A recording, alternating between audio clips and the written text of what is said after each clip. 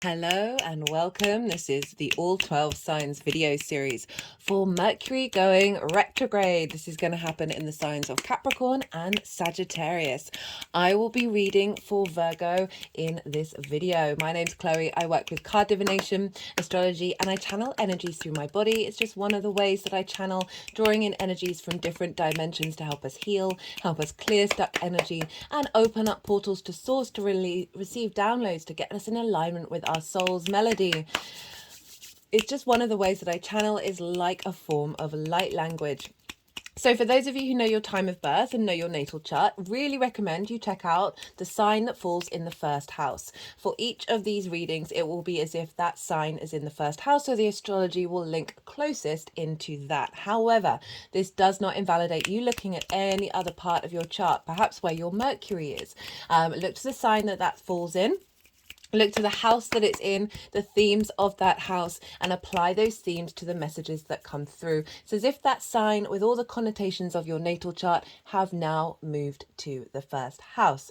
All right, I'm going to keep this introduction short and sweet and kick off with Virgo. Virgo rising. How you doing, Virgo? So, this is a all 12 sign series for Mercury going retrograde. And regardless of where Virgo falls in your chart, this is going, I'm going to talk about how Capricorn and Sagittarius affect Virgo. Now, the beginning of this retrograde is happening in the sign of Capricorn, which is a fellow earth sign. So you're going to get the aspect of a trine for some of this retrograde series. Into your Virgo energy. So a trine is an aspect of Jupiter. It's a soft aspect. It's an easy, free-flowing aspect. It's ruled by Jupiter, as I said. This is about inspiration or wisdom, expansion, cohesion, a sense of knowing. And with that wisdom, we have the ability to bring in opportunities, a luck, and abundance, and a sense of generosity. So that's the Capricorn side of it.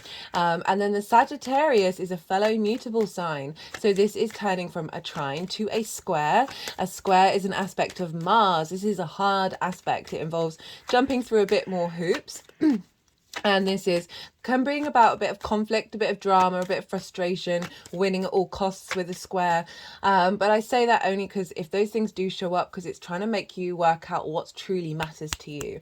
The other side of a square is high manifestation energy, because Mars represents will, motivation, and friction, right? Movement, momentum. And without friction, we wouldn't have atoms rubbing up against each other, creating time and space. So it really is a very good manifestation energy in this 3D reality construct, dimension that we're very consciously aware of. So you've got trine energy, you've got lots of wisdom, and then you've got how to manifest that into the world, right? So that's the general energy of it by aspect of how that's affecting Virgo, regardless of where that falls in your chart. I am pulling cards for 5 piles. There's a lot in this transit. I'm going to be talking quite a lot about the astrology, all the dates, all the degrees, the aspects that are going to be made on very pivotal days are all listed in the description box. It's a lot of information, so you can go check that out, maybe write it in your diary in order to sort of figure out how that's showing up in your life. So there's a lot going on, so do bear with me while I go through it all. But I'm pulling cards for 5 different piles. The first pile is that for because there's 3 parts of the retrograde cycle, so I'm pulling cards for those, and I'm also pulling cards for post the retrograde cycle, as well as a card for the Kazemi.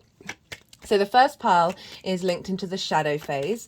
This began on the 25th of November. This is when Mercury, even though it's going direct, hit the degree that it's going to retrograde on, will end the retrograde on. So this is often when we get signs and clues around that time, around the 25th, about what this retrograde is all going to be about. So it's things coming out of the shadows, things coming out of the darkness, to help illuminate and bear witness to what we're working on in the retrograde retrograde phase, often the shadow phase can be louder than the retrograde itself. So all the general disruptions of Mercury can show up around here. But just in general, I find that it is when you get a lot of clues of what this retrograde is going to turn out like. And also because it's the shadow, right? So often we end up starting doing the work of the retrograde during that shadow phase often on an unconscious level, and which is sort of prepping us for the retrograde phase itself, which will be the second pile. And this is when Mercury looks like it's going backwards in the sky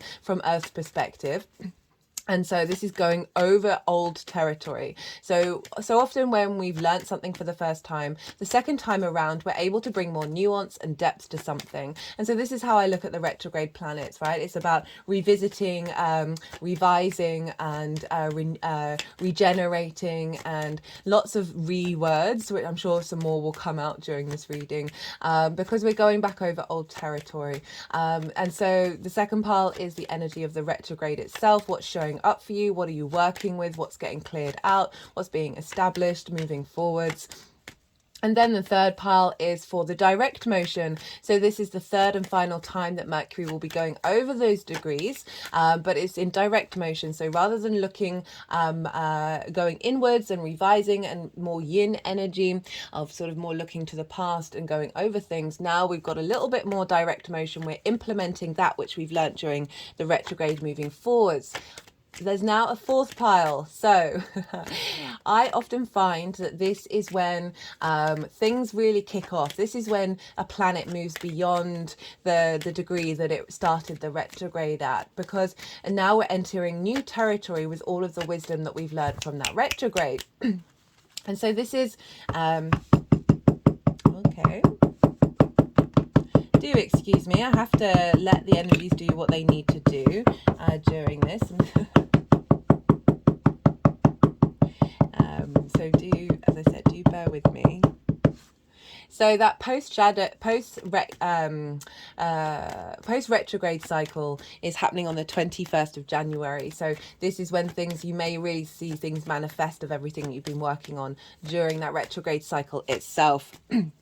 And then we're going to get an extra card. So it's not quite a pile, but there's going to be an extra card linked into the Cazimi. This is when the Sun and Mercury conjoin one another.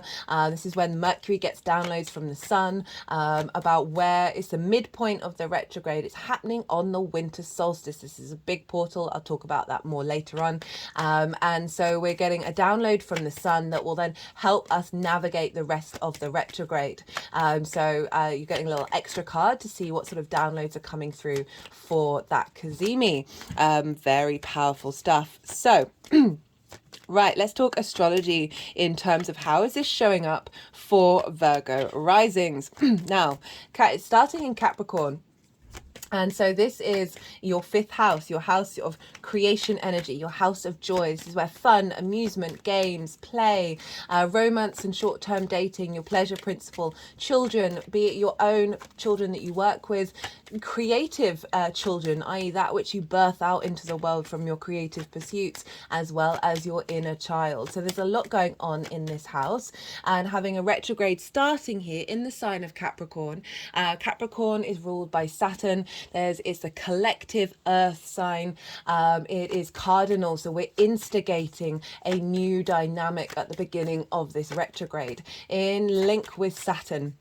And now Saturn can be a bit of a no planet, unlike Jupiter, which is more of a yes planet. So I really like this combination. So Saturn is kind of saying, hey, what are we letting go of? What are we saying no to? What new vibrational frequency are we bringing in, having cleared out the things that we've drawn a line under the sand with? And we also want to look to where... So let's focus back on Capricorn again. So that collective earth energy is more long-term legacy energy. It's not about the small details. It's about the big grand plan. And so this is a big activation. It's also the last Mercury retrograde we are having with Pluto being in the sign of Capricorn. So this is across the board with all the readings that I've done so far. There's been some big energy that's getting cleared out with this retrograde. Now, Pluto will go back into Capricorn a little bit next year, but Mercury there won't be a retrograde. So this is the final one for quite some time, certainly in our lifetime with this combination. And although this retrograde is only going up to 8 degrees of Capricorn, it's still in the same sign as Pluto, so that's still having a big effect. Now, in terms of your creation energy, of realigning your creation energy in terms of your legacy, right? Refiguring out what your pleasure principle is and how that impacts the way that you create in the world. When I say pleasure principle, that's not just limited to romantic relationships. That's absolutely every moment of every day. We kind of get it a bit twisted and we focus mostly on romance, but actually it's like that deep soul journey of finding pleasure in every moment of every day. And having a commitment to that. Capricorn can be very committed. It's also the sign of Saturn sign, and these areas of your life, wherever the signs that Saturn rules lay, tend to take a little while to mature. So this is adding on an extra layer to that level of maturity with this retrograde, of getting it in alignment with how that's going to expand moving forwards, with that depth that Saturn brings, that sense of maturity, commitment, authority and legacy, and integrity as well. So this is going to be realigning you into your own integrity in the way that you express your creative energy. And it's trining your Virgo energy. For Virgo risings, this is how you embody your sun or your moon in your actions and your deeds. This is your house, the house of self, body, character, vitality, appearance. This is often how other people see you. So we're having this trine where this retrograde is providing wisdom and support and expansion of understanding of how to then embody this moving forwards in your actions and your deeds. So beautiful aspect here. We also want to look to where Saturn is, because Saturn is the ruler of Capricorn, and so it's influencing, wherever Saturn is influencing what's going on with that sign. And Saturn is over in Pisces, which is opposite your Virgo energy. And this is, oh, hello, the High Priestess. What a great first card to come out. Wow, okay. Hello, Virgo. And so Saturn's over in Pisces, which is your one-to-one. It's the house of the other, one-to-one relationships, intimate relationships. This can be business clients, business partners, intimate friends, as well as intimate longer-term committed romantic relationships, and your intimate relationship with source energy. So Saturn moving through there. I've done 3 Saturn in Pisces series. If you haven't caught any of them and you want to understand a deeper understanding of what's going on with Saturn and Pisces, I recommend checking out the first series, particularly the introductions for each of those, because I break down in detail the themes around Saturn being in Pisces, Saturn with Neptune, Saturn in relationship to Jupiter, because Jupiter's actually influencing Saturn while it's in its sign. So do go check that out. I've also done a Saturn direct motion as well, because Saturn went direct on the 4th of November. And so we're in a new cycle with Saturn. So you might want to check that out to get a deeper understanding of the impact that Saturn's doing, and therefore the impact that it's having on this Mercury retrograde. So over in your 7th house, so what's going on in terms of your creation energy is being influenced by what do you want from one-to-one relationships? How are they showing up for you? What stimulates you in regards to connecting to them? How are you presenting in those one-to-one relationships? Saturn moving through there can bring up limitations and restrictions in regards to those relationships, in order for you to discover your own integrity, your own authority when it comes to them, and therefore really aligning you with whatever vibrational frequency is going to come out the other side of that transit, of your legacy in terms of the vibrational frequency of those relationships and how they're showing up. So this is feeding into this retrograde of Mercury, of you instigating a new vibrational frequency in alignment with your creation energy that is being impacted by how you may feel about those one-to-one relationships. Sometimes that can get distorted. We can have an element of codependency, of needing that so much, and this is getting in alignment with making sure that you're in control. You have the authority of making sure that that is not impacting your creative energy, that is not affecting your pleasure principle, old traumas around old relationships. As I said, this is the last Mercury retrograde with Pluto. So it is clearing out a lot of old energy that is dead and gone, right? Is no more. Fears around these things as well, and liberating us from fears that no longer serve us. So then we want to look to Sagittarius, which, as I said, is in your 4th house. This is squaring, oh, so I didn't say, this is squaring your Virgo energy. And for Virgo risings, this is in your 4th house. This is your roots and your foundations. This is your ancestors, both blood and soul energy. This is your parental figures, the roof over your head, and the things that you do in private. It is, as I said, the darkest part of your chart. This is your foundational space. So Mercury's instigating a new frequency in your creation energy, your pleasure principle, and then it's moving into mutable Sagittarius, the fire energy ruled by Jupiter, collective fire of finding a universal sense of knowing in relation to spirit energy, in your 4th house, in your foundational space, this expansive energy that's happening there. And so now we're, rather than being affected by Saturn, Mercury, when it's in Sagittarius, will be, what is going on with you, Virgo? 3 major arcana straight off the bat. That is, sorry, where was I? That just completely threw me. That's what happens when you channel. Sometimes your brain just disappears. Yes, Jupiter is a yes planet. It's expansive. It wants to bring wisdom, elevation, generosity. There's a sense of joviality with Jupiter. With its Jupiter-ruled signs of Sagittarius, which is fire. There's a sense of movement. There's a sense of it's very much the preacher energy. It's really tapping into that collective source energy of the spark of spirit, right? But on a collective way. So it's really all encompassing. Having that in the 4th house, there's a need for probably a lot of movement and a lot of stimulation in your home life.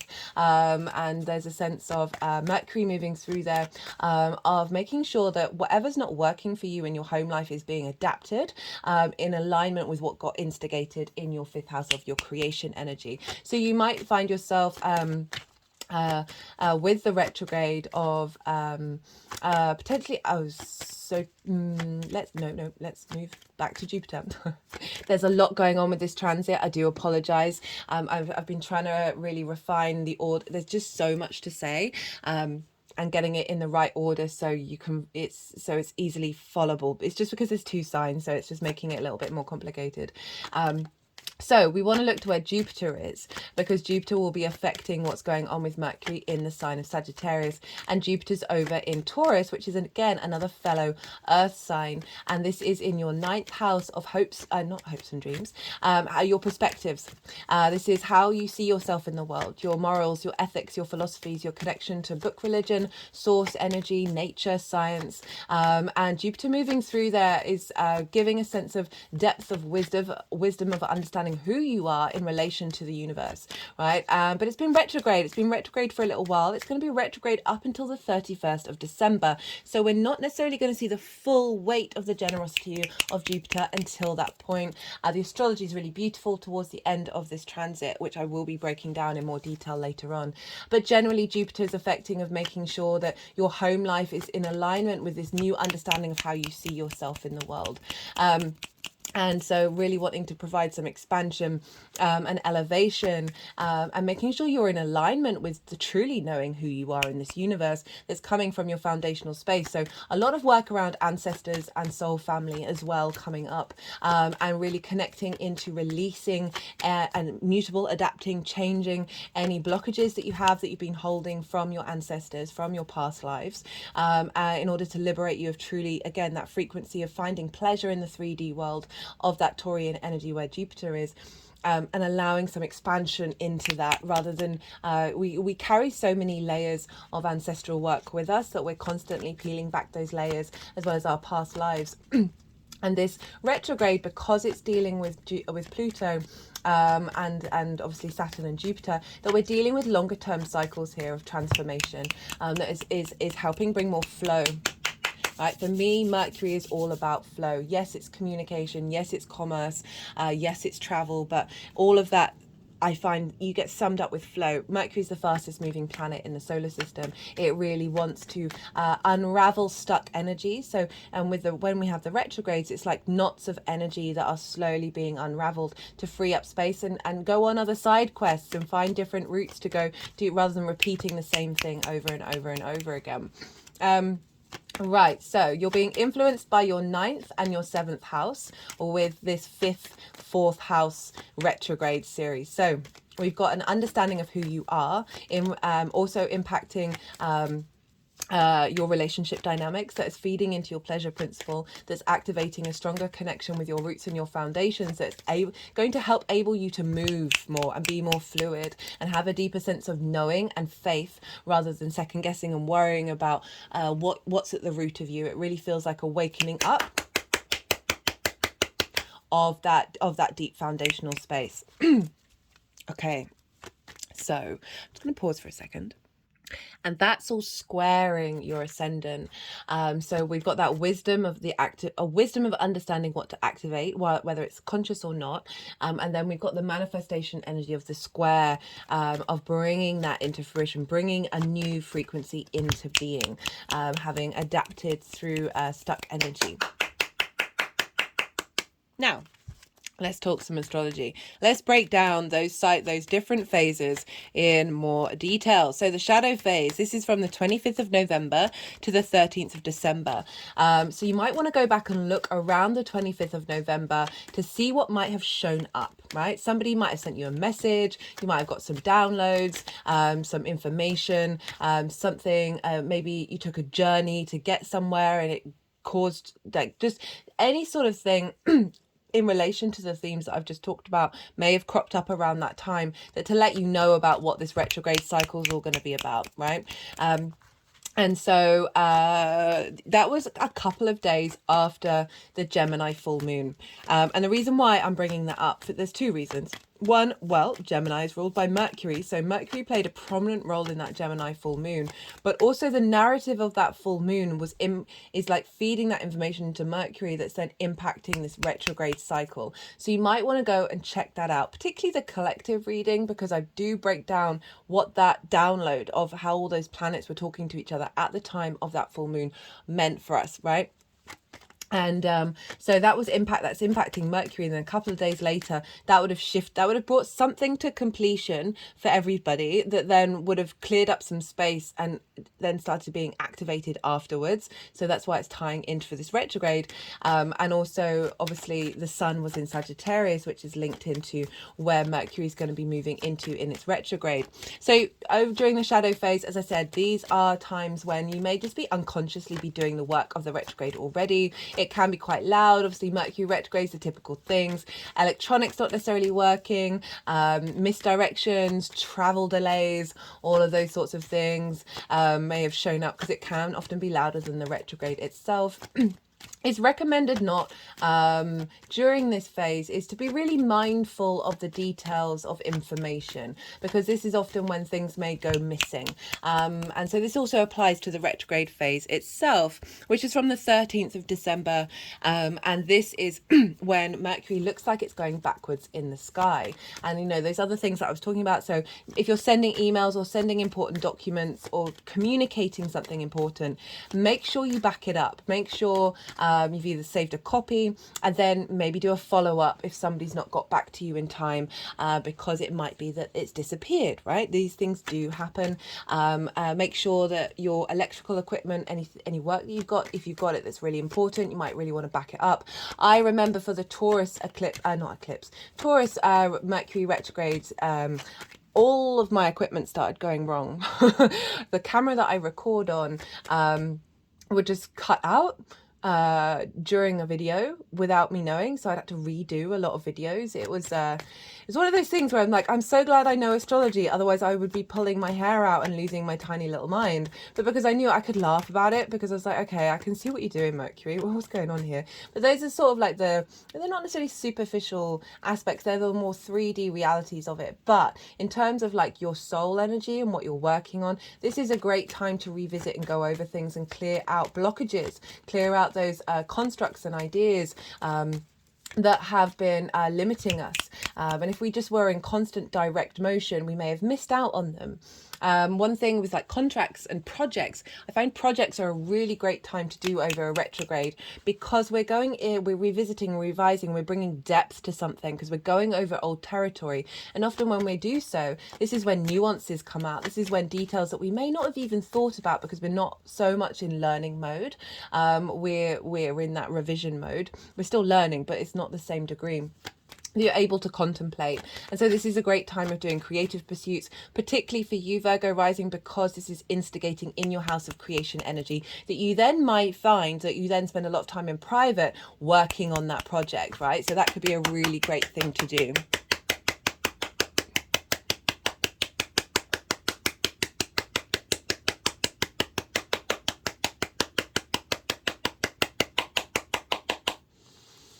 People may come back into your life, right, that you haven't spoken to for a while. This could be old friends, old work colleagues, romantic relationships, and so this can show up in various ways. But I find a lot of the time it's just they're acting as a vessel of Mercury to provide you with a piece of information that you need for that retrograde.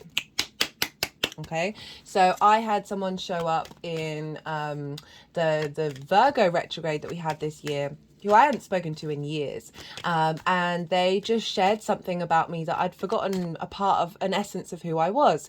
Then we haven't really spoken since, you know. It's like they came in, they did what they needed to do, and then they went off with their lives. So sometimes it can be that, sometimes it can genuinely be perhaps someone you've not spoken to for a while and you've needed to rehash something and have a conversation, that the opportunity shows up for that.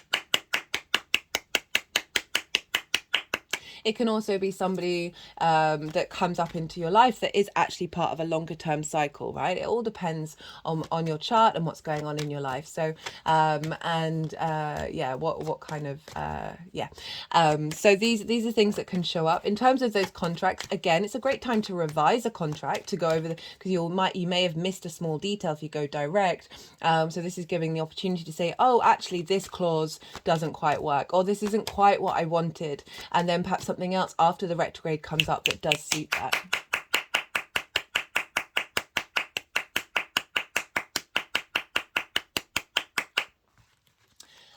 So because we're dealing with the fourth house, this might be in relation to moving for some of you. Just came into my mind. So leases or like opportunities. And what else could show up as well? So all the sort of stereotypical things with Mercury retrograde. And they say don't sign contracts. Well, it's a good idea. As I said, you may have missed something if you just go direct, right? I love retrograde planets, even though they can be incredibly frustrating because we're so used to go, go, go, go, go. Sometimes it's best not to go. It's best to revise. It's best to revisit. It's best to take our time and to pause. Mercury can be a bit frustrated with that because it is very fast, but sometimes I feel like it just likes to chill. And it just likes to slow down and enjoy taking things in rather than rushing here, there and everywhere. And this is great in your fifth house because it is giving you that space to be like, what brings me pleasure? What brings me joy? How to reevaluate your creative juices, you know?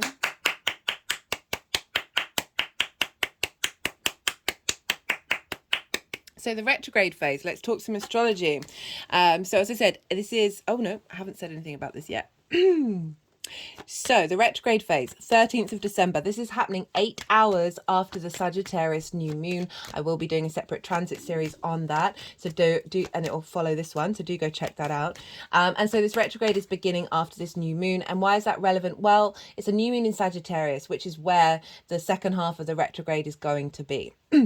Which means that new moon is getting all everything that we set our intentions around that new moon is going to be impacted by that retrograde. So I would bear in mind with that new moon to acknowledge that in any intentions or any seeds that you set of working with that retrograde energy rather than fighting against it.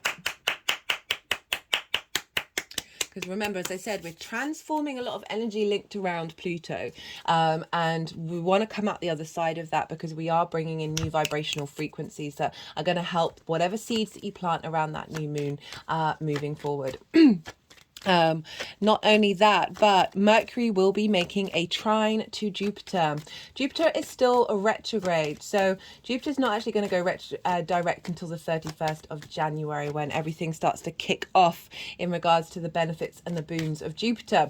But I love a Jupiter retrograde because it is a time of going inward and not questioning things, and really getting to the depths of what it is that you feel you know inherently within yourself, where your knowledge comes from, where your wisdom comes from. So it is a great transit. It does bring in limitations around that sense of expansion, and generosity. It's more of an inner vessel that we're creating, expanding inwardly, that then when it goes direct, that inner journey that we're on gets manifest out in the 3D world. So Mercury is trine Jupiter at the time of Mercury going retrograde.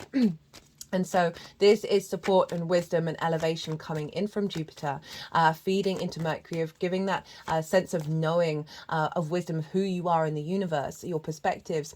The ninth house is also about foreign travel, like going and living somewhere for a period of time that is unfamiliar to you. It doesn't just have to be foreign travel. I always use the example, you could grow up in a city your whole life and then move to the countryside. That is unfamiliar. You're learning new perspectives, right? So it's all about perspectives and learning lots of different perspectives in order to share them with other people, because it's also teaching and learning as well. So there can be a link into your understanding of what it is that you have to share with others that's feeding into your creative energy, as well as just generally this deeper knowing of who you are, feeding into Mercury at the beginning of this retrograde, which will then flavor the rest of the retrograde cycle. So we've got a really harmonious aspect with Jupiter. We've also got a sextile with Venus, and Venus will be in Scorpio by this point. And Scorpio for you is in your third house of your communication, your day-to-day, finding meaning in the day-to-day. And this is the first time that Venus is in Scorpio without the South Node being there. So this is going to be a different vibe. But generally, Venus and Mercury sextiling one another. This is an aspect of Venus. So again, a very soft, easy, free-flowing energy, sense of appreciation, love and value, creativity as well. So you can get creative around the ways that you're communicating and finding value and harmony in that, in the things that you're doing on a day-to-day basis, that's feeding into this Mercury retrograde, that's instigating a new vibrational frequency around creation energy, around your connection to your inner child or children in general, or generally just your pleasure principle, and making sure that's in alignment with who you are and where you are in the universe, from the wisdom of Jupiter, of Venus finding deep transformational energy in the way that you communicate. There's then activating this retrograde of what we're revisiting, what we're refining and bringing depth to in our lives, right? And also by sign is making a sextile to Saturn. So we've got the two benefics, Venus and Jupiter, making positive aspects to Mercury at the exact point of its retrograde. So these are very powerful points. Is then going to flavor the rest of the retrograde, as well as Saturn making a by-sign sextile with your one-to-one relationships. So this is feeding into making sure that whatever changes are happening are in alignment with what's the work that Saturn's doing over in your seventh, which you may not see the full results until Saturn leaves that sign. You may, but that's just a longer term cycle, but still making sure that you're in a line with being confident being yourself in one-to-one relationships, and making sure that they're in the same vibrational frequency. And as I said, this can be your connection to source as well. So that can really feed into your rediscovery of your creation energy from a higher vibrational level. Okay, so those are the aspects that are being made on the retrograde itself. Then we're going to have the cazimi, which is the midpoint of the retrograde. This is on the 22nd of December. This is the winter solstice. This is when the sun has moved into Capricorn. This is a powerful portal, regardless of whether this cazimi is happening or not. This is often a really good time, I find, to set intentions because it's linked into the cycles of nature. So it's getting more into your nature body and setting intentions that way. I see the winter solstice for me is the new moon. It's the new moon of the year, right? It's the beginning of the year.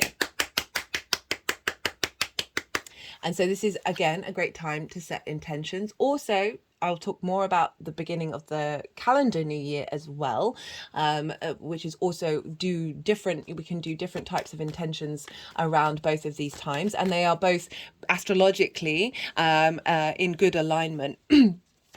So on the winter solstice, this is when the sun is conjunct Mercury. This is when we get downloads from the sun, when Mercury moves from being the evening star to the morning star, where it's now then going to start taking more action and have more clarity around any delays and any hiccups that you may have had, or difficulties with that retrograde, or elevate whatever it is that you've been working on very confidently. It all depends on what's showing up for you. And then we've also got the trine to Jupiter and the sextile to Saturn during that as well. So these are the outer visible planets playing very pivotal roles in this retrograde, and they are also the planets that rule the signs that this retrograde is happening over. So we've got a double whammy of Jupiter and Saturn playing a role in this retrograde, because not only is it by aspect, but it's also by sign rulership.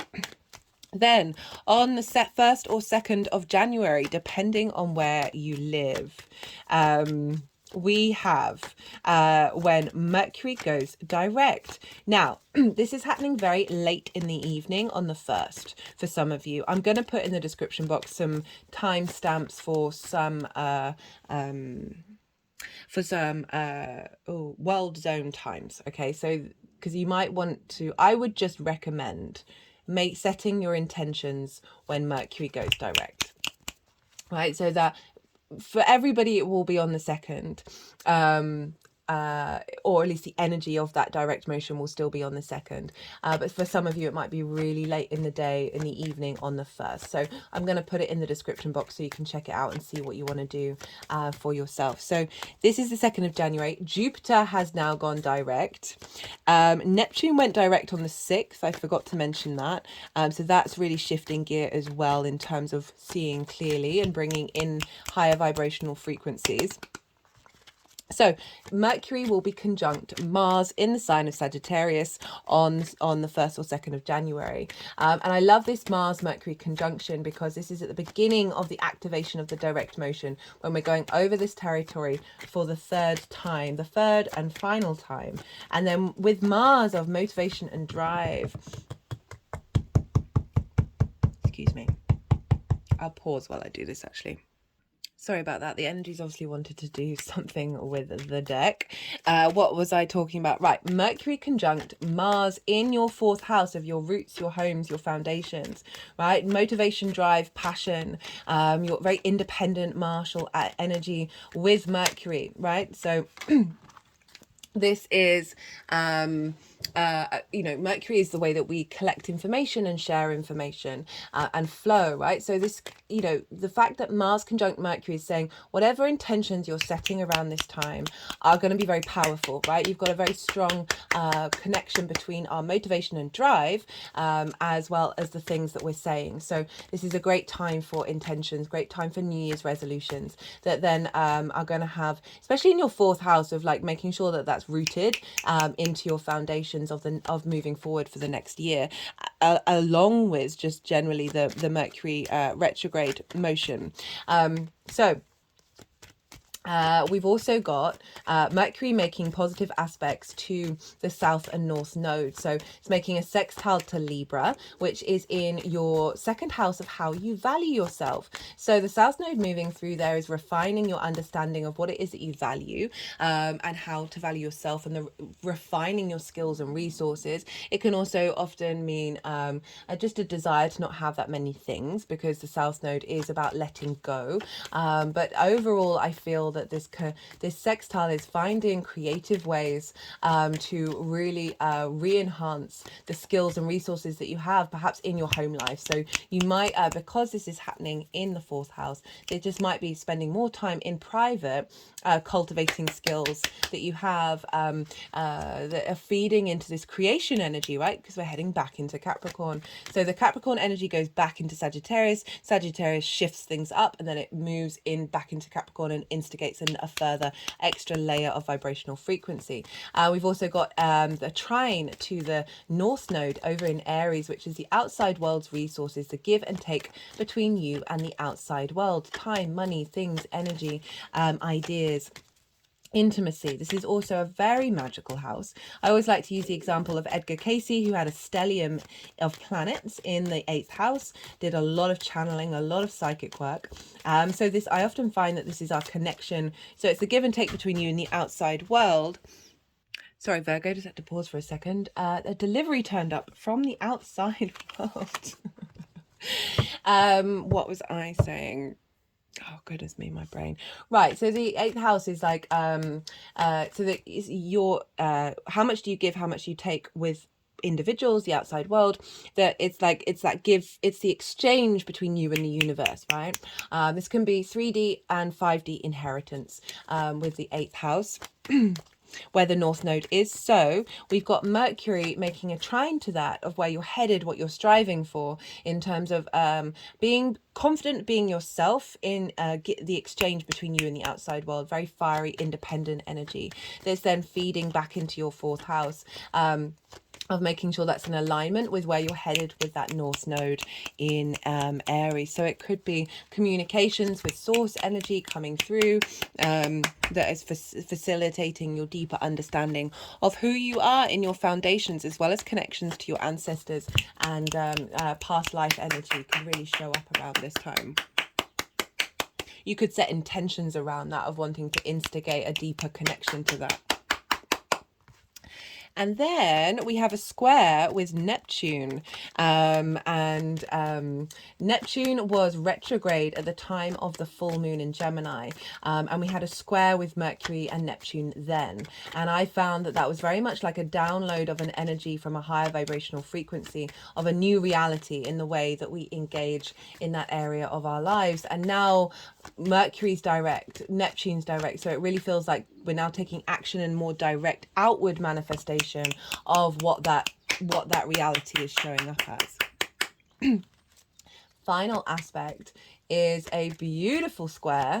I really love this aspect. It's with the asteroid Juno, which represents commitment, your ride or die, and the moon in the sign of Virgo, which will be squaring what's going on with Mars and Mercury. And I love this for like New Year's resolution stuff, because Juno represents commitment. The moon, where are your needs being met or not being met, making sure they're in alignment in your 1st house. Heightened intuition, heightened emotional stability and commitment to how you nourish yourself. That's then feeding into your 4th house of your roots and your foundations. Oh, they're just making me go all the way backwards. Okay, just had a little spine crack of making sure you're in alignment with that. And I absolutely love that for everybody, however, wherever that's showing up in the chart. If I think I mentioned, but I'm going to mention it again just in case I didn't, just to drive home the point that now Jupiter is direct, went direct on the 31st of December. So everything that you've been going over with that retrograde of Jupiter is now moving into full throttle, is now getting action going. And so this is impacting what's going on with Mercury over in your 4th house, of that alignment of understanding truly who you are in this universe, and not being limited by it, opening up perspectives, broadening perspectives, perhaps again some things coming out from your ancestors and past lives that's helping broadening these perspectives, and that's influencing what's going on in your roots and your foundations, and really strengthening that moving forward. And then it will move back into Capricorn to finish off this instigation of what you've developed in your 4th house, then activating in your 5th and finding more joy in your experience. Okay, then the final pile is the post-retrograde cycle energy. So this is kind of how everything's manifesting moving forward. So I find so often it's not until the planet moves beyond the degree, I swear this is showing up for every reading, move beyond the degree that it started the retrograde at, is that's when things start to kick off, because it's in a new chapter, right? Having learned everything that having taken everything from that retrograde, it's now implementing it in a different area. So this is when you might see whatever it is that you've been working on really kick off into gear, and that's around the 21st of January. And again, we've got Mars conjunct Mercury, but this time in Capricorn. Mars loves being in Capricorn. Mars being in Capricorn is favorite place. Mars loves a job to do, and Capricorn is all about putting in that due diligence. So as I was talking about projects, especially with that creation energy, this could be just generally that project internally of understanding your pleasure principle and your creation energy. But certainly if you've got something that you're doing around this time, Mars now moving in here with Mercury is really activating your ability to commit to what it is that you've been revising and revisiting with that project.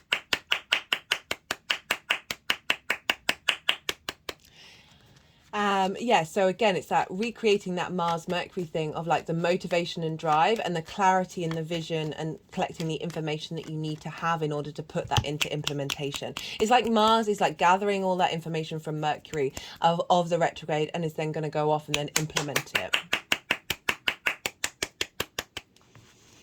We also have a trine with Jupiter, but that trine is now direct. So some more expansion and deeper understanding of who you are in terms of your creation energy and what's showing up for you. A deeper wisdom of what your inner child has had to say to you, and recalibrating how you see yourself in the world, what your perspectives are.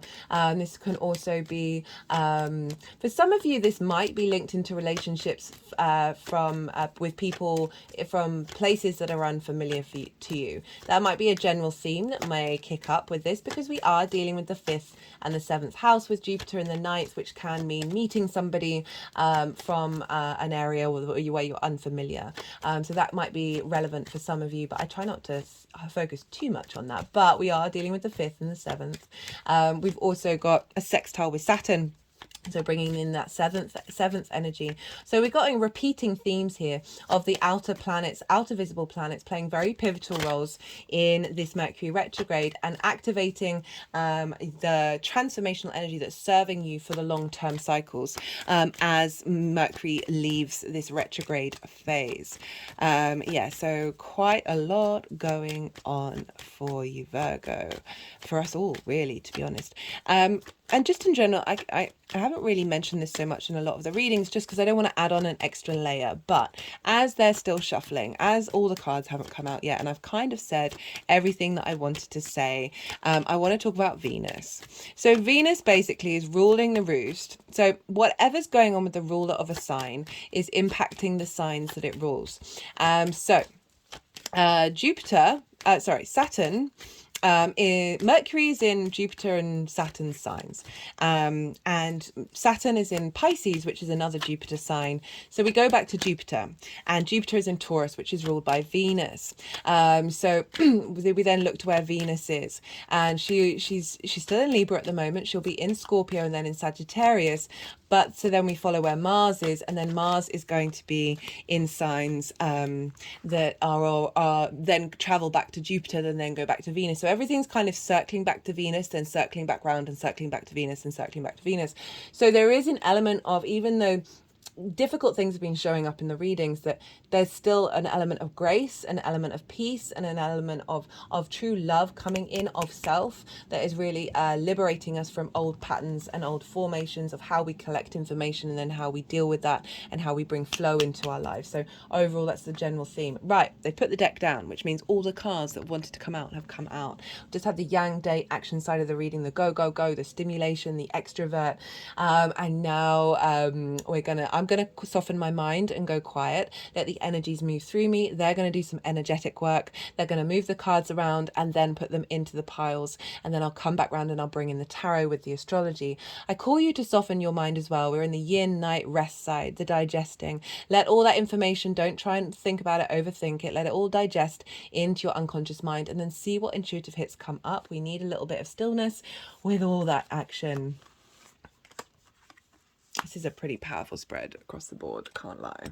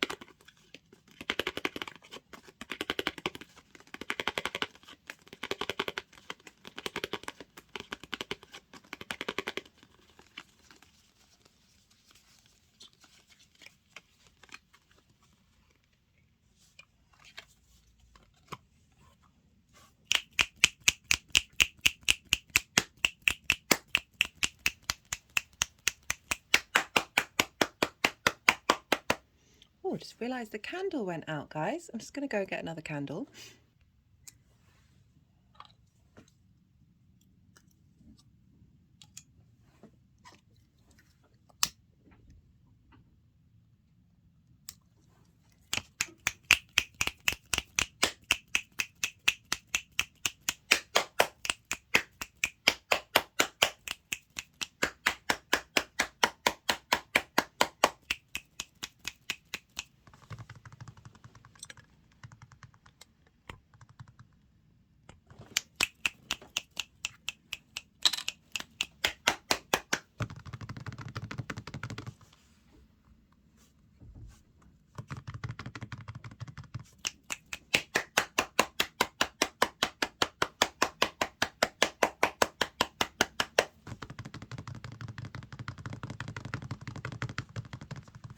Okay, Virgo. Well, so this is for the shadow phase.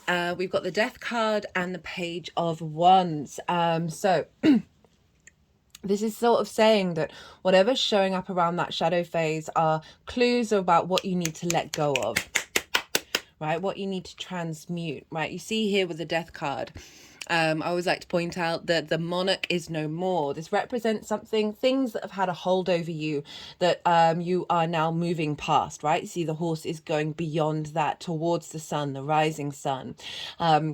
Interestingly, there's children here as well, so linking back into that fifth house of your inner child, of this horse coming there and death who's protected in the armor. There's an element of purity, of bringing in a new vibrational frequency that's in alignment with the sun coming up, right? Rather than certain issues and trauma responses and limiting beliefs that may have blocked your creation energy. That also, you know, we're linking back into the fourth house of anything, any traumas that show up in that fourth house, of being able to move through that. So it feels like with this shadow phase with the Page of Wands, because the Page of Wands brings messages, this is linked into fire, into passion, into creativity, that there are messages coming through that are allowing you to see quite clearly the things that you need to let go of that are going to be navigated in the retrograde phase.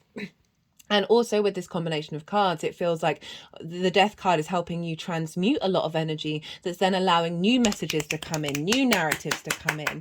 Pages are also very youthful energy. They can often be linked into children. They're very excitable, and it does mark a refreshment of your spark of spirit, of your creation energy.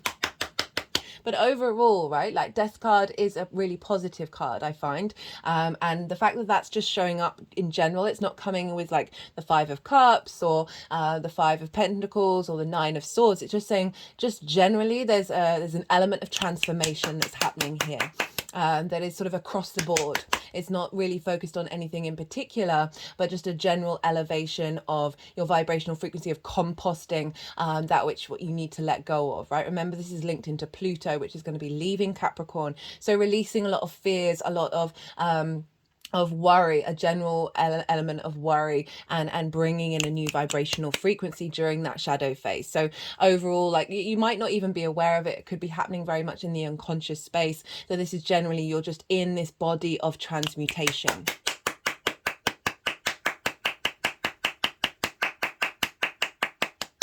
Okay, so for the retrograde phase, we've got some really positive cards here. Of all the signs I've read for so far, Virgo, you're getting off the most light. Most light, that's not really good English. You're getting off really lightly, or at least because you're Virgo, you've got Jupiter in the ninth, trining your Virgo energy. The things are going on Capricorn are trining your Virgo energy. So you've got a lot of, it's a very free-flowing energy. It's more positive in nature. So whatever's going on, you're able to transmute it very quickly. So we've got the Queen of Wands, we've got the Star card, which is shown up, I think, in every reading. And we've got the High Priestess. And so this is for the retrograde phase. You know, that's when we're revisiting, we're going over that which we've already been unconsciously or consciously working with in that shadow phase. So we've got the Queen of Wands. You know, I talked about projects, and as I said, this can be an actual creative project or a project of understanding your pleasure principle and reconnecting with your inner child. And the queens are very nourishing. They really bring depth. They are able to observe and to cultivate the suit that they're in, or the element that they're in. And this is wands. This is passions, creativity, animation. It's very vibrant. It's very independent energy. And the queen, you know, she's got her lucky cat there, which is really saying that their luck is on your side in what's going on here, of what you're nourishing and what you're cultivating, with the sunflower as well. And the sunflower always knows which direction to face in order to get the most light. So whatever Mercury's doing when it's now in the sign of Capricorn, instigating something in your creative energy that's then feeding back into your home and your private life, you're nourishing it in that private life. And remember, this is all in alignment of understanding who you are in relation to yourself and the universe, as well as in a sense of authority and integrity when it comes to how you work with one-to-one relationships. As I said, this can be source energy. Okay, they're really kind of really reinforcing this energy of you, like you really harnessing and tapping into your connection with spirit. This also can be support coming in from your ancestors to help nourish your home life and bring in a more vibrational frequency that is tapped into nourishment. Also, you know, as I said, those projects, creative projects, are spending time developing that. And it's come with the Star card. Now, the Star card is about deep emotional healing, but she's also very unique and very comfortable being herself. She's unclothed. She's stripped herself of the masks. And this is also about hopes and dreams. So there's a real sense of your independent sense of self being liberated at this time with this retrograde, of cultivating. So this can be like bringing in galactic energy into what it is that you're navigating in this 3D form, and really opening up some space with this retrograde that's allowing you to be more yourself and not bound by limitations, not bound by that which had an authority over you. Remember, that shadow phase is highlighting what you're then working on over the retrograde itself. So these things that you're letting go of, these things that you're transmuting, is creating space for you to be uniquely yourself, and for not being bound by any other, not being bound by social conformity, parental figures that may have impacted you. Lots of deep healing around that. There's actually helping you tap into your intuition, because we have the High Priestess,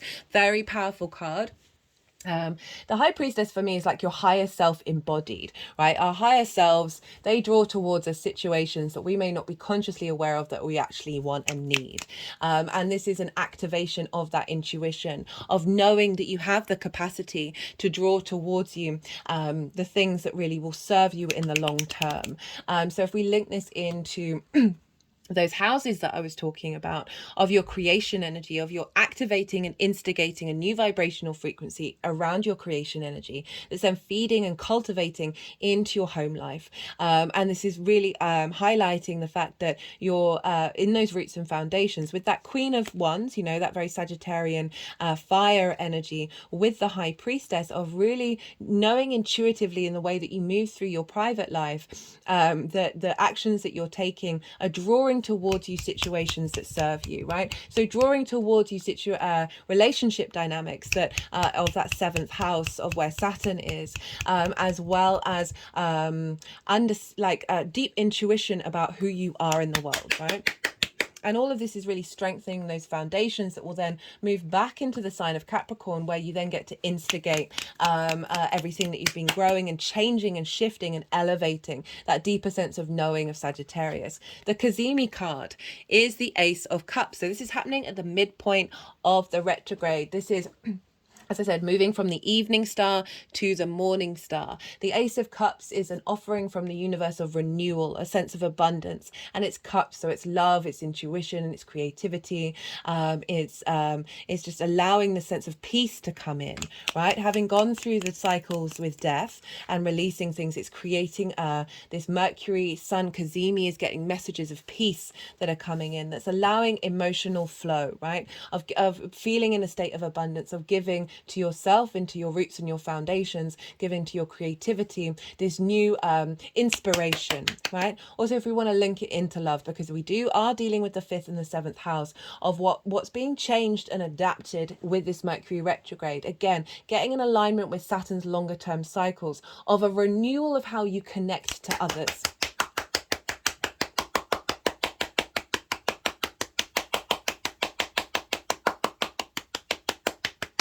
Remember, we've got the trines with Capricorn that's providing wisdom and elevation. We've got the squares in Sagittarius that is bringing things into manifestation. You're setting the new stage in which you're creating a new vibrational frequency that's creating new scenarios, new environments, new opportunities around this sense of peace, right, that's coming in. And I say peace, I forgot to point it out, because we do have the dove of peace above, and very interestingly we've got the cross there, and the cross represents the 4 quarters of the seasons, and this is got brought into Christianity. Okay, they're just clicking around the third eye, because it's getting you in alignment with the cycles of nature, and the more that we understand those cycles that then repeat in our sort of individual form of the cycles of time and the things that we've gone through, bringing back to the ancestors as well, and your soul family, of like really finding peace with that which has come before you, in order to then open up this sense of abundance moving forwards. Okay, so for the direct motion, we've just got one card. This is those New Year's resolutions linked into the Gregorian calendar, which most of the world operate on. So, you know, rather than the setting the intentions around the solstices, which is more in line with the cycles of nature, we then have the cycles of society on top of it, with your intentions of interactions with that. And so the Ace of Swords is a great card to show up for Mercury moving direct. You've got clarity coming in. You have a clearer picture of where you are at and who you are.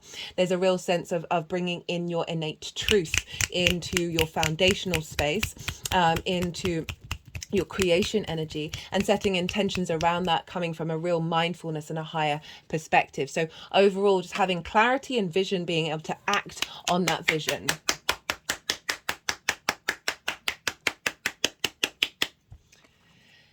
How this energy is manifesting moving forward. So this is the post-retrograde cycle energy. We've got the Empress and the Three of Pentacles. What a great combination of cards. The Empress opposite is Venus. She's abundant. She is fertile, right? So I talked a lot about projects and passion and creation energy. This is saying that everything that you're working through, this clarity, this intuition, this sense of renewal that's coming in, is allowing fertility to come in terms of your home life, and your creative energy. That there's a real sense of appreciating this 3D realm, and that being implemented in terms of your legacy. We've got it with the Three of Pentacles. The Three of Pentacles represents mastery and collaboration. So this is a real sense of having gone through this. There's a real confidence coming through with these cards. Having cultivated what's gone on in that Mercury retrograde, use that energy to go into the depths of what truly matters to you in relation to your home life, in relation to your foundations, in relation to your creation energy. You come out the other side being able to commit to what it is that you want to do, right? And understanding your value with this Three of Pentacles. This figure knows what they have to offer, and they are just doing that. And by doing that, they are drawing towards them opportunities, experiences, perhaps other people who have things to offer, that to create something beautiful and long lasting. But if we take out the other people, it's just an overall understanding that what you are activating in your roots and your foundations and your creation energy is very fertile, is very abundant, and it's creating something that's going to last in the long term. That's creating something that nourishes you, right? Doesn't necessarily have to nourish anybody else, but it can do. But it's very much nourishing you. And also I like this in terms of that 7th house, of that alignment with Saturn, of those one-to-one relationships, source energy, business partners, friendships, romantic relationships, that more in alignment with your this sense of commitment to your own fertility, right? Okay, let's get some clarifiers for you, Virgo. Let's see what wants to come through. This is the First Light Tarot. I will see what wants to come up with Source, Love and Light. That's so funny, because the energies got really excited every time I mentioned your relationship dynamic with Source, right? That's really beautiful. Having gone through that transition of death, of going into the darkness, releasing things, coming out the other side of bringing new vibrational frequencies into light, a reconnection with source energy, and finding bringing that into the fertility of your creation energy and your foundational space. I absolutely love that. Meanwhile, Jupiter over there is making you realize who you are and what you are in this universe, and then how to find joy in it and pleasure in it. Remember, Venus rules the Empress and she rules Taurus. So there's a real sense of strength, of wisdom, of where you're at and what you've been going through. All right, let's get one final card. I just want one more card. Hey, one more card from here. We've got conspiracy, truth, the value of theory, truth, right? So it's wanting to focus on the word truth. Conspiracy is just going into the depths of something. And you've got the Ace of Swords as well. So it feels like there are any blockages around, perhaps with that Death card, it's Scorpio, there's an intensity there. Venus is going to be in Scorpio as well. Sometimes we can go too much into the darkness and perhaps project certain assumptions onto the outside world that come from a space that is more there's a lot of intense energies around the Scorpio energy. There's elements, all the difficult emotions we can probably lump into Scorpio. But there's an element of perhaps this is getting rid of a lot of that.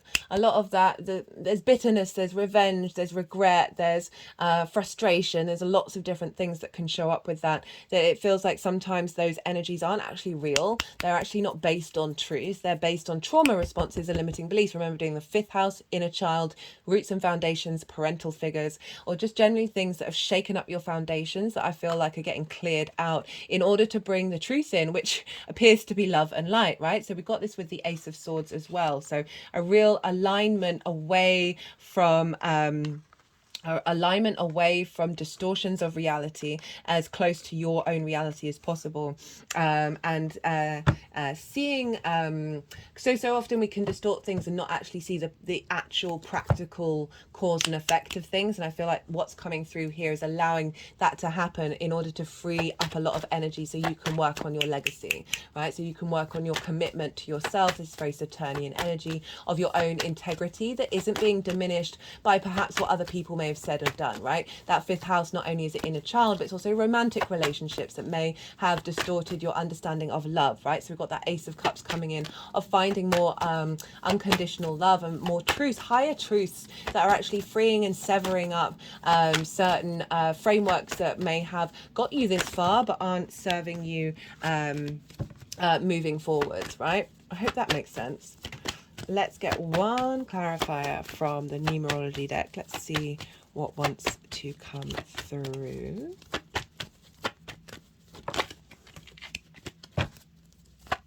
That was a self-discipline card. I felt the need to put that back, but I do feel there's just something going on that you're going to be putting some effort into with this retrograde.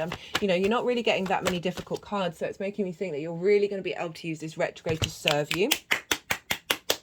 But it will involve, putting in the time, but it seems like it's time that you want to spend on it. So let's see.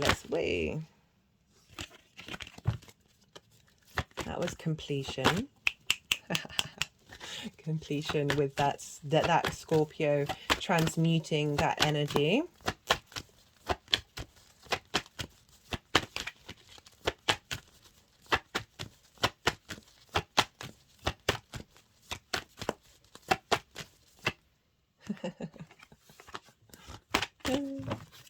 I really did think I put that back properly.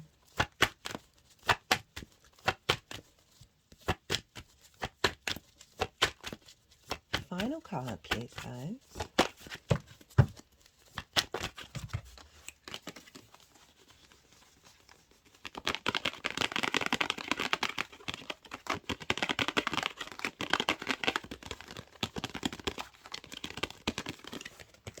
Could also be completion of a project as well.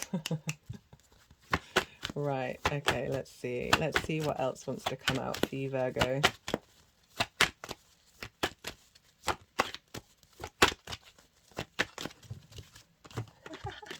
Sometimes that, for those of you regulars, sometimes I'll keep shuffling and I'll try and get a card to come out when actually all the energies want to do some energy work.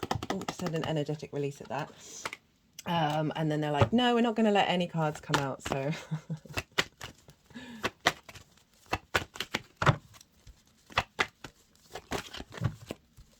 Okay, I just had in my head completion of a cycle of doubt.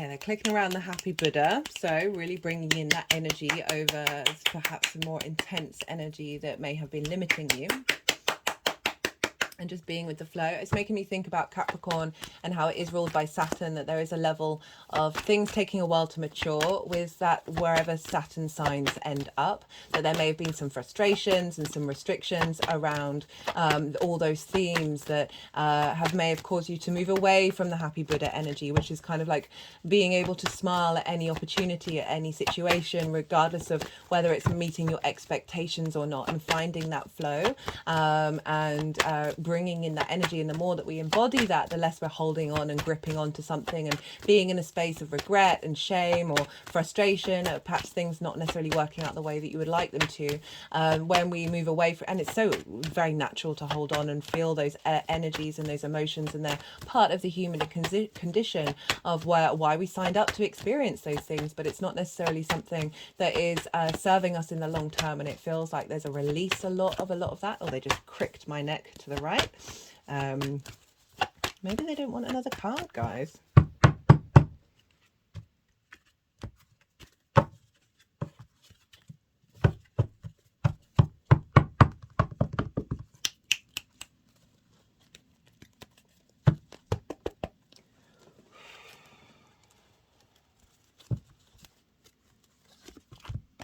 So cut the deck and got abundance. So it's sort of reconfirming the Empress energy coming up for you, of like moving away from restriction and from sort of that. If you think about the death card, if we think about it in terms of sort of a more simplified way of looking at what death is an ending of something, of a not having a thing, of things being in decline, it being dead to you. That now we've got death at the beginning, and then we've got the Empress and abundance, saying there's a renewal of a cycle coming in. Okay, Virgo, I'm going to leave it at that. Okay, these are getting longer.